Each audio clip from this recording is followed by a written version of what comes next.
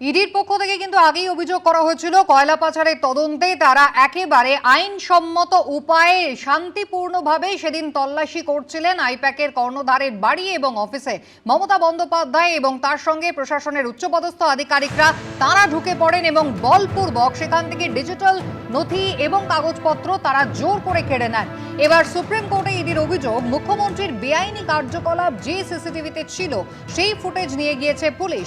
তথ্য নষ্ট করতেই সেই সিসিটিভি ফুটেজ পুলিশ নিয়ে গিয়েছে বলে সর্বোচ্চ আদালতে অভিযোগ করেছে কেন্দ্র তদন্তকারী এই সংস্থা।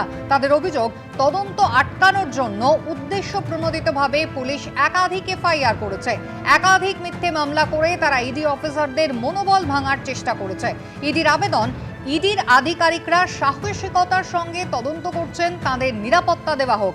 প্রতীক জৈনের অফিস থেকে ইডি অফিসারের ল্যাপটপ নিয়ে যাওয়া হয় বলে ইডি অভিযোগ করেছে আদালতে। 2 ঘন্টা পর সেই ল্যাপটপ ফেরত দেওয়া হয়। ইডি অফিসারের ল্যাপটপ নিয়ে যাওয়া চুরির শামিল আদালতে, এমনটাই অভিযোগ করেছেন তারা।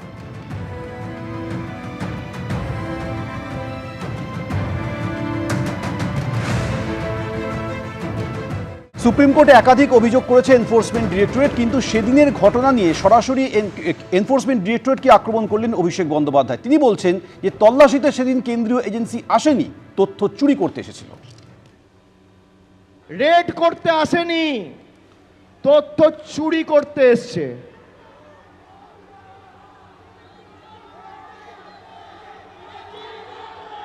যদি রেড করতে যেতেন তাহলে হায়দ্রাবাদের অফিসেও রেড হতো, দিল্লির অফিসেও রেড হতো, আর আইপ্যাকের অন্য যারা ডিরেক্টর আছে, একটা কোম্পানিতে রেড করলে যতজন ডাইরেক্টর আছে তার বাড়িতে রেড করতে হবে। আর যদি কোম্পানির ডিরেক্টর স্পেসিফিক রেড হয় তাহলে আপনি আইপ্যাকের অফিসে কেন গেছেন? আইপ্যাকের অফিসে গেছেন মানে আইপ্যাক জড়িত। আইপ্যাক জড়িত থাকলে আইপ্যাকের আরও 5টা অফিস আছে, সেখানে রেড হয়নি কেন? খালি বাংলায় কেন? এগুলো যুক্তির মাধ্যমে মানুষকে বোঝাতে হবে। যুক্তি আমাদের অস্ত্র, ফোন আমাদের অস্ত্র। ফেসবুক লাইভ করুন, মানুষকে বোঝান।